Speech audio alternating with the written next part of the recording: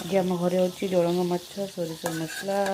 माछ मुंड सहित पालंग छेचड़ा ये माछ भजा है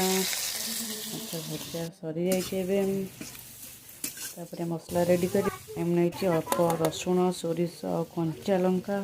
शिଳରେ मसला बाटिबा आरंभ हो मसला बाटी शेष हो प्रथम तेल पकई सोरिष तेल पकई आम कौन पिज को भाजी नवा पिज हो सारापर टमाटर पकई नवा टमाटर पकई भी भलसे संतुरी नवा टमाटर संतुला बेले मसला पकई नवा मसला कषा ना कारण अधे पिता हो सोरिष मसला हल्दी लुण पकई पानी देदेबा ताको फुटिया किस समय छाड़ीदे तापर फुटला भल भाव फुटला आम माछ पकई नवा माछ भी फुटले बेले आम जी आवश्यक झोल रखा ना आम चाहिए फुटे मारिक मोटा कर धनिया